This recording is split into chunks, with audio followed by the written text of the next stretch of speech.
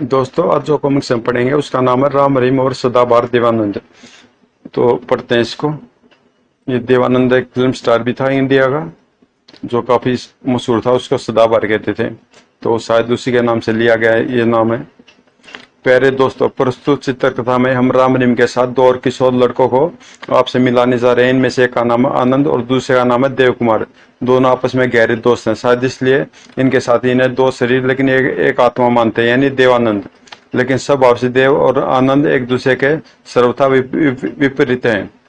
आनंद आनंद एक चंचल, हंसमुख व मूर्ख सा दिखने वाला, होनहार, बुद्धिमान, फुर्तीला वह हिम्मत वाला सुंदर बालक है।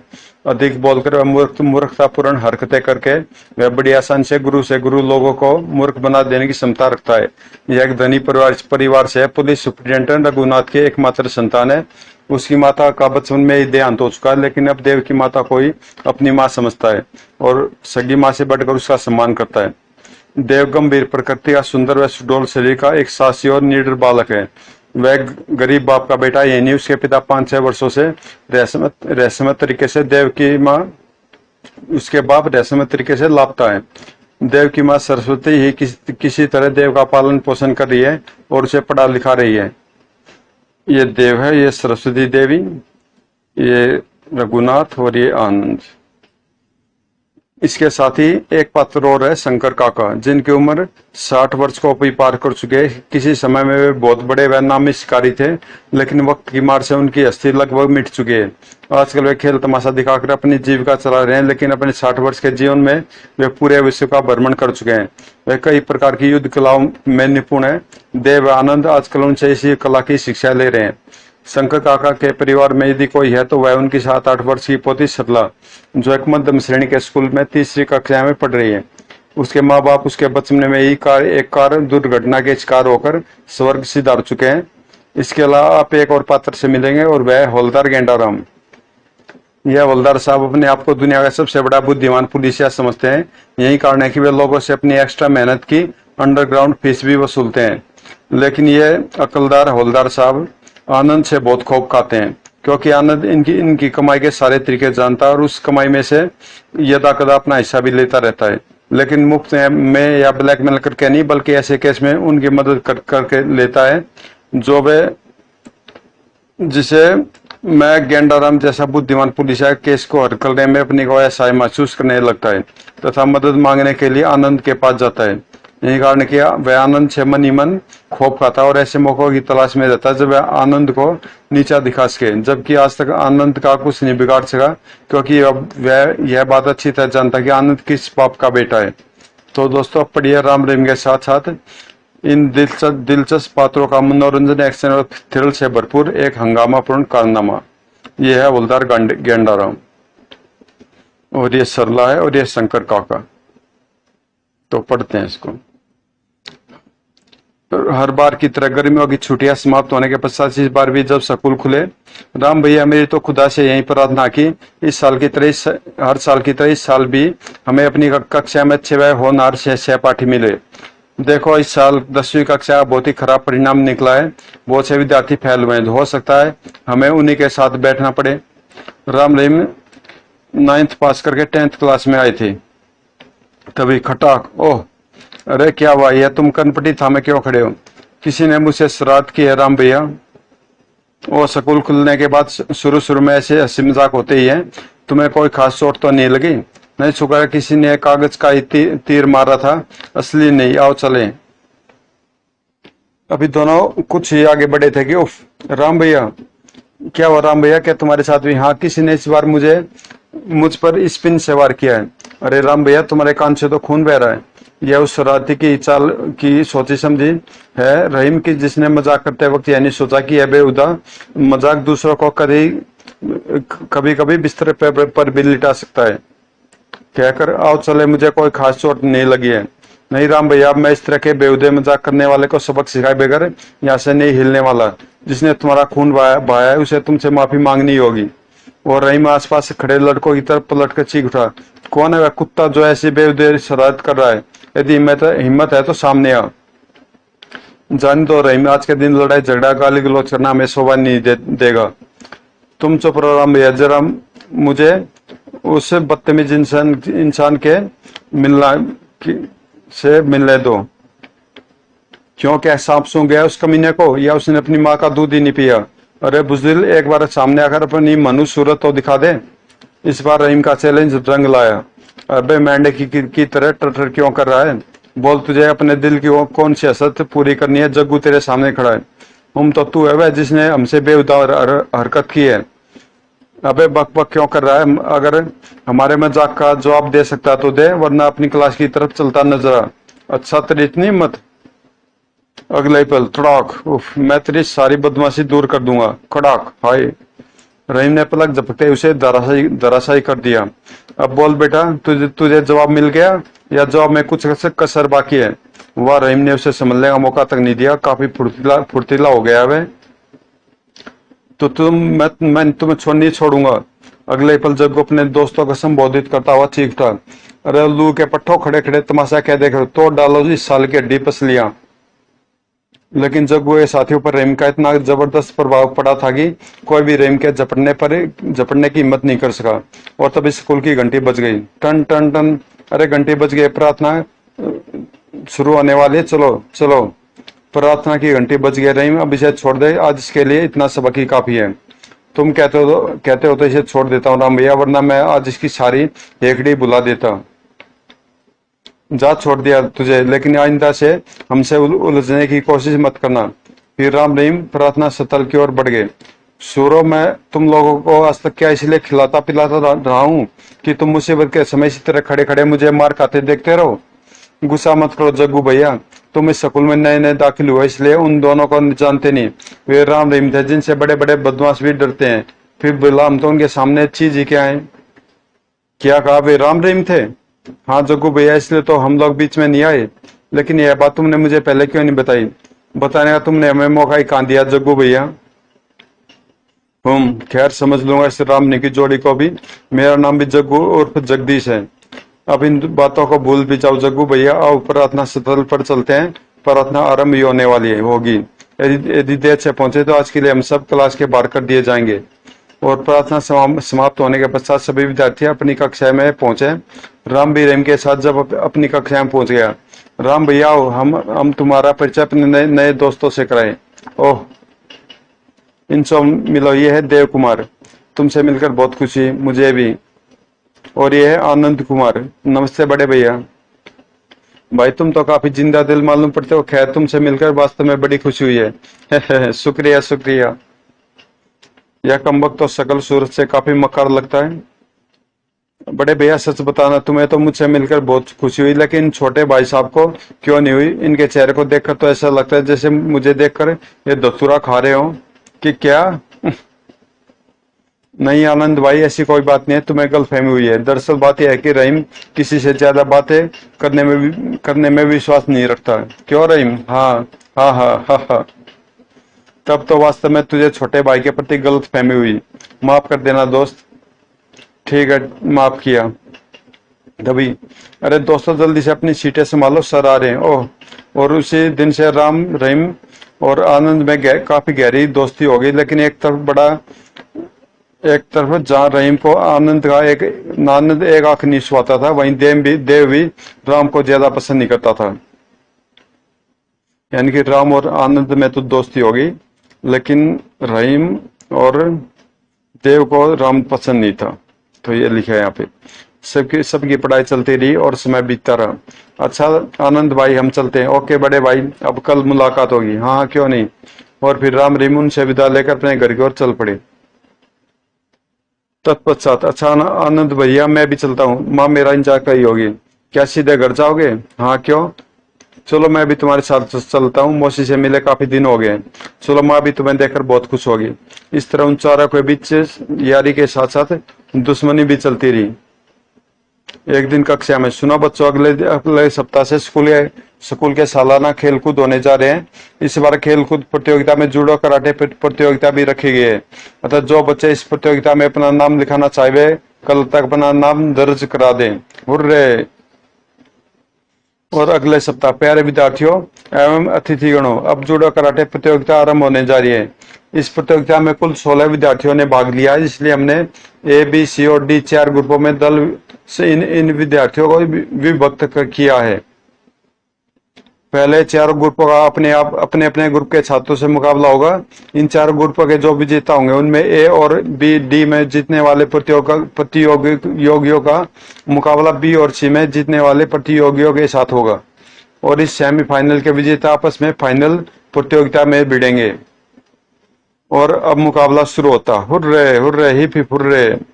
इस प्रतियोगिता में आनंद अन्य विद्यार्थियों के साथ साथ राम, रहीम, देव और आनंद ने भी अपने नाम लिखवाए थे और संयोग से ए और डी ग्रुप में देव और रहीम के नाम थे तथा बी और सी ग्रुप में राम और आनंद के नाम थे। कुछ ही क्षणों पश्चात ए ग्रुप के छात्रों का मुकाबला आरंभ हुआ और यह मुकाबला था देव और उसी के दूसरे अन्य प्रतियोगी के साथ। खट खटाक उफ आह। शीघ्र देव ने प्रथम विपक्षी को धराशायी कर दिया।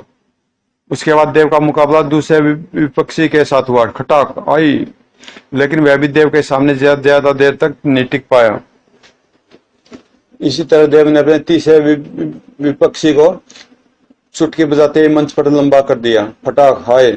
और फिर अपने ग्रुप में देव कुमार विजयी रहा। Hurray hurray. उसके बाद बी ग्रुप के छात्रों का आपस में मुकाबला आरंभ हुआ। इस ग्रुप में राम था।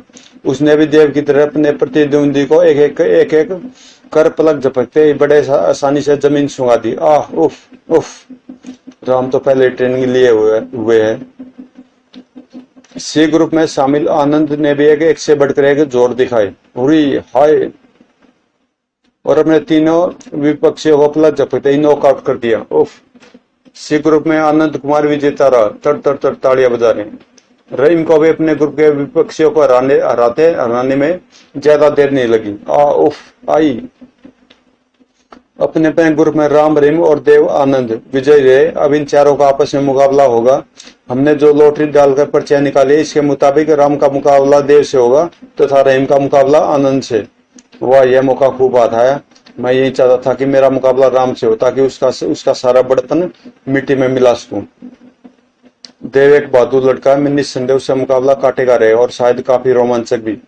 आज मैं इस जिंदा दिल आनंद की सारी जिंदा दिली निकाल दूंगा। कमबख्त हर समय इस तरह चहकता रहता है जैसे इसका कोई साल ही नहीं।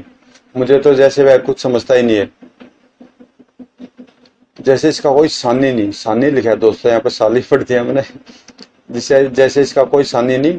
मुझे तो जैसे यह कुछ समझता ही नहीं है। हे ईश्वर, मेरे प्रतिद्वंदी की रक्षा करना। मैंने तो तुमसे मुकाबले में शेर मांगा था, लेकिन तुमने मेरे सामने चूहे का बच्चा रख दिया। मेरी तो यही कामना है कि छोटे भाई की भगवान तुम्हारा भला करे, लेकिन अफसोस वह करेगा नहीं। सबसे पहला मुकाबला होगा देव और राम का। Hurray hurray. क्यों यारो, क्या ख्याल है तुम्हारा? इस राम और देव में कौन भारी पड़ेगा? जग्गू भैया, हमारे विचार से तो देव पर राम ही भारी पड़ेगा, लेकिन रमेश देखने और ताकत में देव भी कुछ कम नहीं। देखा नहीं उसने अपने प्रतिद्वंदियों को कितनी सुगमता से पराजित किया था। वह तो ठीक है, लेकिन राम का जूडो कराटे में कोई जवाब नहीं है। वह तो अकेला देव जैसे 10 पर भारी पड़ सकता है। बस रमेश, तुम मेरे दुश्मन की और तारीफ मत करो, वरना उससे पहले मैं तुम्हें। अरे जग्गू भाई, आपस में क्यों लड़ रहे हो? हार जीत का फैसला भी सामने हो जाएगा और फिर राम जीते या देव, हमें इससे क्या लेना देना?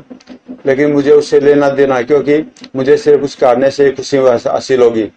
लेकिन तुम्हारी बेइज्जती तो रहीम ने की थी जग्गू भैया, राम ने नहीं।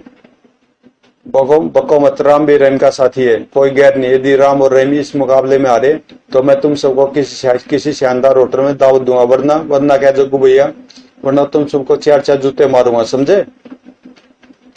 समझ गए जग्गू भैया, भगवान करे राम रहीम ही हारे। बस तो अब खुश होकर मुकाबला देखो। स्टार्ट। और देव और राम ने मुकाबला आरंभ हुआ। राम, आज मैं तुम्हें बताऊंगा कि जूडो कराटे के पैतरे कितने प्रकार के होते हैं। मेरी शुभकामनाएं तुम्हारे साथ है देव। वैसे मेरी तुमसे मुकाबला करने की जरा भी इच्छा नहीं है। यदि ऐसी बात है तो मुकाबले से हट जाओ और हार मान लो। अपने सहपाठियों के सामने मैं अपनी खिल्ली नहीं उड़वाना चाहता, इसलिए मुकाबला करने पर मजबूर हूँ। तो लो संभलो। रामदेव के पहली बार में मंच पर लुढ़क गया। उफ। 1 2 3। मजा आ गया। क्या फ्लाइंग किक मारी देव ने। बैकअप राम। Hurray hurray. चेचे से ज्यादा चोट तो नहीं लगी? यह चोट मामूली है देव, खेलने में अक्सर लगी जाती है। तब तो तुमसे मुकाबला करने में सचमुच मजा आएगा, आओ। देव ने फिर आक्रमण किया साएं, लेकिन इस बार राम न केवल झुककर अपने आप को साफ बचा गया, बल्कि संभलकर उसने चीते जैसी फुर्ती के साथ देव के सीने पर प्रहार भी किया। यह है तुम्हारे पहले आक्रमण का जवाब, आह। फिर राम ने देव पर एक के बाद कई ताबड़तोड़ प्रहार किए। उफ, हाय, आह। देव अपने आप को संभाल नहीं सका और मंच पर गिर पड़ा। हफ हफ, 1 2 3, हुर्रे, शाबाश राम भैया, इसकी थोड़ी सी सिकाई और कर दो, फिर मैदान तुम्हारा होगा। निस्संदेह राम गजब का फुर्तीला, देव शायद ही उसे पार पा पाए। जोगू भैया, लगता देव भाई गया काम से। बैकअप देव, शट अप, हुर्रे हुर्रे। साथ हिम्मत दिखाओ देव, वरना इतने आसानी से हारने पर सब तुम्हारा उपवास उड़ाएंगे। Oh you. अगले पल देव स्प्रिंग की तरह उछलकर खड़ा हो गया। अब मेरा आक्रमण तुम्हें बहुत भारी पड़ेगा राम, मैं तुम्हारा हुलिया बिगाड़ कर रख दूंगा। कोशिश करो मेरे प्रिय भाई, तो लो संभलो, खटाक, आह। देव ने इस बार जिस तेज से राम पर आक्रमण किया था, उसकी राम को सपने में भी आशा नहीं थी। और राम अपने आप को देव के लगातार आक्रमण से बचा नहीं पाया। साई, उफ, फटाक ही। और हुडे हुडे, वो मारा, वह गया काम से राम का बच्चा, वह उठ नहीं सकेगा। परंतु अगले पल जो दर से सामने आया, उसकी किसी ने कल्पना ही नहीं की थी। राम मन से किसी छलाव के समानुसार, उफ, नहीं। पहला वार करने के बाद ही राम ने बिना पैर जमीन पर रखे हवा में एक कलाबाजी खाई, और इस बार उसके दोनों पैर पूरी शक्ति के साथ देव के सीने से टकराए। धड़ाक, हाय। और इस बार जो देव मंच पर गिरा तो उठ नहीं सका। आह, राम जीत गया, हुर्रे हुर्रे, लो 10। तो जोगू भैया, यह बाजी तो राम जीत गया। हाँ, और यदि दूसरा मुकाबला भी उसका साथी जीत गया, तो तुम चारों 4 जूते खाने के लिए तैयार हो जाना। जग्गू की बात सुनकर उसके चारों साथियों का चेहरा फक पड़ गया। इस शैतान से दोस्ती करके तो हमने अपनी जान को मुसीबत मोल ले ली। काश इसे रहीम की तरह कोई और भी सबक सिखा पाता। इधर दोस्तों, पहले सेमीफाइनल में राम विजयी रहा। आइए अब देखते हैं दूसरे सेमीफाइनल में रहीम और आनंद में से कौन विजयी होता है। रहीम जीतेगा, हुर्रे हुर्रे, नहीं, आनंद जीतेगा। सिकरी, रहीम और आनंद के बीच दूसरा मुकाबला आरंभ हुआ। आओ मस्करे की दुम, आज मैं तुम्हारी सारी मस्करियां दूर कर दूंगा। इतनी भयानक बात मत करो करीम भाई, रहीम भाई, यहाँ गलत लिखा हुआ शायद। तुम्हारी बात सुनकर मुझे तो अभी से जूड़ी का बुखार चढ़ने लगा है। मेरा नाम करीम नहीं रहीम है, मूर्ख। अच्छा, तो एक करीम ही बोल रहा था, मजाक उड़ा रहा है इसका। मेरा नाम करीम नहीं रहीम है, मूर्ख। आज तो अपना कोई भी नाटक दिखाकर मेरे हाथों बचने वाला नहीं है।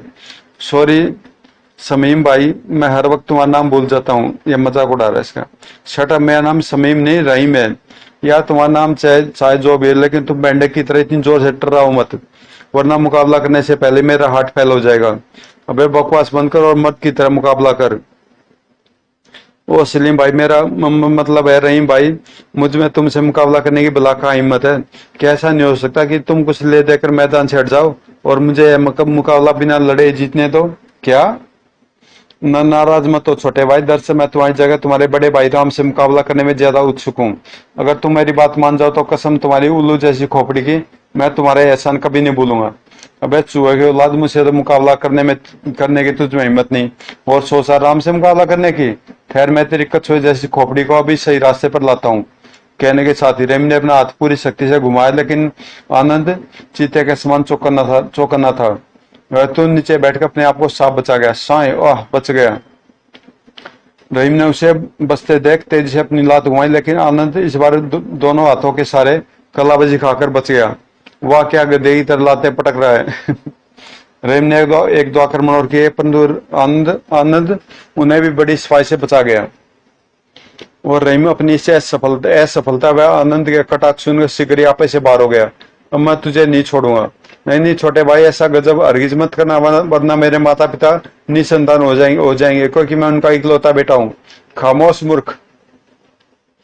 क्रोधित हो रहीम ने भयानक ढंग से अपना हाथ घुमाया और मैं तो गिर रहा हूँ, मुझे संभाल लो छोटे भाई। लेकिन वह सब कुछ आनंद का 100% अभिनय था। लेकिन रहीम आनंद के अभिनय को जरा भी नहीं भाप पाया और उसे गिरता समझकर उसने उछलकर उसे फ्लाइंग किक मारनी चाहिए। अब बच मूर्ख आनंद। अरे नहीं, लेकिन तभी आनंद ने इतनी गजब की फुर्ती के साथ अपने आप को रहीम की किक से बचाया कि रहीम को इसका आभास इस समय हुआ जब वह मंच पर मुंह केबल गिरा। हाय, ज्यादा चोट तो नहीं है गरीब भाई, माफ करना, मैंने तो पहले तुम्हें बंदरों की तरह उछल कूद करने से मना किया था, लेकिन गुर्र गुस्सा आ रहा रहीम को। लेकिन तभी रहीम बिजली जैसी फुर्ती के साथ पलटा और खटाक, उफ, हफ हफ। अबे यार, तुमने तो मेरा चेहरा ही बिगाड़ दिया। माफ करना भाई, मुझे मालूम नहीं था कि मेरी एक लात में तुम्हारा चेहरा बंदरों जैसा हो जाएगा। खैर, अब जरा भी दम कम बाकी हो तो तैयार हो जाओ जरूर। कहने के साथ ही आनंद का शरीर किसी गेंद के समान घूमता घूमता और हवा में उछला और खटाक, हाय, फटाक, उफ, ये तो तगड़ा फाइटर है। चटाक, आह, कड़ाक, आई। बेचारा रहीम, माफ करना छोटे भाई, मैं ज्यादा समय बर्बाद करने में विश्वास नहीं रखता, इसलिए तुम्हें और मौका नहीं दे सका। 1 2 3 10। हुर्रे, आनंद जीत गया। Hip hip hurray. हुर्रे, शाबाश आनंद भैया। इसके साथी राम का भी यही हाल करना। जग्गू का चेहरा भी आनंद को विजयी होता देख प्रसन्नता से खिल उठा था। शुक्र करो कम बख्तों कि तुम सब जूते खाने से बच गए। अब आखिरी मुकाबला राम और आनंद के बीच होगा। यदि इस मुकाबले में भी आनंद जीत गया तो तुम सबकी दावत पक्की रही। उपस्थित सज्जनों, देवियों एवं प्यारों बच्चों, इस दिलचस्प मुकाबले में आनंद कुमार विजयी रहा। अब आखिरी मुकाबला राम और आनंद के बीच होगा और इन दोनों में से जो कोई विजयी होगा वही इस मुकाबले का चैंपियन कहलाएगा। Hurray hurray. तभी ठहरिए सर, मैं आखिरी मुकाबले से अपना नाम वापस लेता हूँ। आप चैंपियनशिप की ट्रॉफी राम को प्रदान कर सकते हैं। क्या आनंद भैया, ये तुम क्या कर रहे हो? उसी समय नो सर, चैंपियन ट्रॉफी का असली हकदार आनंद है। मैं अपना नाम वापस लेता हूँ, आप ट्रॉफी आनंद को ही दीजिए। अब ओ नो, राम भैया तुम कैसी मूर्खता कर रहे हो? विजय तुम्हें ही हासिल होगी। मैं समझ नहीं पा रहा हूँ कि तुम दोनों आखिरी मुकाबला करने से क्यों इनकार कर रहे हो। आखिर कोई कारण तो होगा। मैं राम भाई की इज्जत करता हूँ, इसलिए उनसे लड़ नहीं सकता, चाहे यह खेल ही क्यों ना हो। और मैं आनंद को अपना छोटा भाई मानने लगा हूँ, इसलिए मैं इससे मुकाबला नहीं कर सकता। और जब काफी समझाने बुझाने पर भी राम व आनंद आपस में मुकाबला करने के लिए तैयार नहीं हुए तो उपस्थित सज्जनों, देवी और प्यारे बच्चों, हम आनंद और राम के प्रेम और उदारता को देखते हुए इस नतीजे पर पहुंचे हैं कि इस चैंपियन ट्रॉफी के विजेता राम और आनंद को यह ट्रॉफी संयुक्त रूप से दी जाए। Hurray hurray. अब मैं अपने माननीय अतिथि श्री उमा शंकर जी से प्रार्थना करता हूं कि वे ट्रॉफी अपने कर कमलों द्वारा राम व आनंद को प्रदान करें, जो हमारे स्कूल के समस्त विद्यार्थियों के लिए एक मिसाल है। श्री उमा शंकर जी। और इस तरह राम और आनंद को जूडो कराटे चैंपियन संयुक्त रूप से विजेता घोषित किया गया। जोगो भैया, उन दोनों ने तो हमारी सारी उम्मीदों पर पानी फेर दिया। अब हमें न जूते खाने को मिलेंगे और न ही दावत। कमबख्त दोनों ही मूर्ख हैं। थप थप थप। आओ चले यहाँ से, वरना मेरी खोपड़ी खराब हो जाएगी। ठीक है चलो, बेकार एक शानदार दावत से हाथ धोने से हमारा भी मूड खराब हो गया। कुछ दिनों बाद Ashok Kumar yes sir, Shiv Kumar yes sir, Ram Kumar present sir, Dev Kumar yes sir, Anand Kumar आए नहीं स्कूल में। क्या बात है, आज आनंद नहीं आया? उसकी तरफ से कोई प्रार्थना पत्र? नो सर, हम अध्यापक महोदय ने हाजिरी पूरी करके पढ़ाना आरंभ कर दिया, लेकिन देव का मस्तिष्क आनंद की ही अनुपस्थिति पर भटक रहा था। आनंद के न आने का क्या कारण हो सकता? मुझे बिना बताए तो वह कहीं नहीं जाता फिर, जबकि आनंद उस समय अपने मुंह बोले शंकर काका के घर पर मौजूद था, जो उसे और देव को विभिन्न प्रकार की युद्ध कलाओं में की शिक्षा देते थे। खो खो। आनंद भैया, आज बाबा की तबीयत ठीक नहीं। वह तो मैं देख ही रहा हूँ, लेकिन बाबा की हालत कब से है? 3-4 दिन से है भैया। इस बीच इनकी दवा दारू भी नहीं हुई। ओह समझ गया, साथ घर में डॉक्टर को देने के लिए फीस नहीं होगी। अफसोस इन दिनों में न मैं आ पाया और न ही देव। खैर, अब तुम चिंता न करो, मैं अभी डॉक्टर को लेकर आता हूँ। ओह खो खो। बेटा आनंद, मुझे अपनी चिंता नहीं, चिंता है तो सरला बिटिया की। 2 दिन तो किसी तरह निकल गए, लेकिन आज तो शायद घर में खाने को कुछ भी नहीं है। ओह बाबा, यदि आप बुरा न माने तो 1 रुपये रख लें, बाकी राशन पानी का सवाल तो वह भी मैं अभी ले आऊंगा। रुपए देकर मेरे स्वाभिमान को ठेस मत पहुंचाओ बेटे, तुम तो जानते हो मैं खैरात के पैसे नहीं लेता। वैसे मैं तुम्हें और देव को इस तरह से बस बाबा, और कुछ मत कहिए, मैं अपनी इस हरकत पर शर्मिंदा हूँ। सलाह बहन, तुम बाबा के पास ठहरो, पहले मैं डॉक्टर को ले आऊं, उसके बाद आगे की बात सोचेंगे। ठीक है भैया। आनंद उसी समय अपनी मोटरसाइकिल पर सवार होकर डॉक्टर को बुलाने चल दिया। और कुछ देर बाद ही, आई डॉक्टर साहब, अंकल आपके मरीज ये रहे। डॉक्टर ने शंकर का निरीक्षण किया, तत्पश्चात दवाई आदि देने के बाद बोले, सुनो आनंद, इन्हें बहुत अधिक कमजोरी है, अतः 1 सप्ताह तक इन्हें पूर्ण रूप से आराम करना होगा। उचित होगा कि ये दिमाग पर कम से कम जोर डालें। ओ, यानी 1 सप्ताह तक और काका अपने काम धंधे पर नहीं जा सकेंगे। फिर डॉक्टर को विदा करने के बाद, अब क्या सोचा तुमने भैया? बाबा तो तुम लोगों से पैसे लेंगे नहीं है, जबकि घर में खाने को अन्न का एक दाना भी नहीं है। तुम चिंता मत करो बहन, मैंने एक उपाय सोच लिया, मुझे विश्वास है उस तरीके पर बाबा को कोई एतराज नहीं होगा। क्या उपाय सोचा तुमने भैया? अरे तुम दोनों वहां खड़े होकर क्या खुसर खुसर करे हो, जरा मुझे भी तो बताओ। खो खो। बाबा आपकी जगह मैं लोगों को तमाशा दिखाकर पैसे कमाऊंगा और सलाह भी मेरे साथ रहेगी, लेकिन बस बाबा, अब मैं आपकी एक नहीं सुनने वाला। जो कमाई मैं लाऊंगा उसमें सरला की भी मेहनत होगी, अतः उसे लेने में आपको कोई एतराज नहीं होना चाहिए। ठीक है बेटा, जैसा तुम उचित समझो। यह हुई ना बात। चलो सर, जाओ आओ सरला, तुम जल्दी से बाबा का चमत्कार झोला, कपड़े और नकली दाढ़ी मूछ ले आओ। अभी लाई भैया। ये आनंद ने इससे सीखे हुए हैं सारे खेल तमाशे। सिगरी सरला आनंद की कई खाई हुई वस्तुएं ले आई और आनंद एक शीशा लेकर अपना मेकअप करने में जुट गया। खो खो खो, इस लड़के ने भी क्या दिमाग पाया है। सरला भी हैरान हो रही है। और जब आनंद मेकअप से निवृत्त हुआ, कमाल है आनंद भैया, अब तो तुम बिल्कुल भी नहीं पहचाने जाते। अरे बहन, कमाल तो तू तब देखना जब मैं लोगों को तमाशा दिखाऊंगा। बाबा, क्या आप पहचान पा रहे हैं मुझे? बेटा, रूप तो तुमने वास्तव में खूब बदला है, लेकिन क्या तुम मदारियों जैसा खेल तमाशा दिखा पाओगे? खो खो खो। बाबा, ये ठीक है कि आपने मुझे और देव को जादू के खेल तमाशे नहीं सिखाए, लेकिन मैंने तुम्हारे खेल हर बार बहुत ध्यान से देखे हैं और मुझे अपनी आंखों और दिमाग पर पूरा भरोसा है। आप चिंता न करें, मेरे तमाशे का उल्लेख लौटने पर आपसे स्वयं सरला ही कर देगी। अब आज्ञा दीजिए। और शंकर बाबा से विदा ले आनंद सरला के साथ पैदल एक तरफ चल पड़ा। भैया, तुम तमाशा कहाँ दिखाओगे? अपने स्कूल के सामने, वहां लड़कों से अच्छे पैसे इकट्ठे होंगे। कुछ देर बाद बस सरला, हम यही मजमा लगाएंगे। भैया, क्या यही है आपका स्कूल? हाँ, लेकिन अब तुम मुझे आनंद भैया या भैया कहकर मत संबोधित करना, वरना लड़के हमारी खिल्ली तो उड़ाएंगे ही, साथ ही हमें हमारे होने वाली कमाई से भी हाथ धोना पड़ेगा। ठीक है। आनंद ने सरला के साथ मजे में क्या क्या तमाशे दिखाए। जग्गू ने राम ने से किस प्रकार अपने अपमान का बदला लिया। क्या चालाक लेकिन सबको को मूर्ख दर्शाने वाले आनंद से रहीम की दोस्ती हो उसकी? क्या राम और देव में सुलह हो उसकी? देव के पिता 6 वर्षों से कहाँ लापता थे, क्या वे वापस घर लौटे हैं? तो दोस्तों, एक बहुत ही जबरदस्त और रोमांचक ये सीरीज शुरू हो गई है, जिसका अगला पार्ट है हवलदार गेंडा राम और अनोखा मदारी। तो इसमें हवलदार गेंडा राम की एंट्री हो जाएगी। तो मिलते हैं अगले पार्ट में। दोस्तों, अगर आपको एक जबरदस्त सीरीज अच्छी लगी आपको भी, तो प्लीज चैनल को सब्सक्राइब कर दो, ताकि मैं आपके लिए और अच्छी कॉमिक्स यहाँ पर लाता रहूँ। तो प्लीज सब्सक्राइब जरूर कर देना। तो मिलते हैं अगले पार्ट में।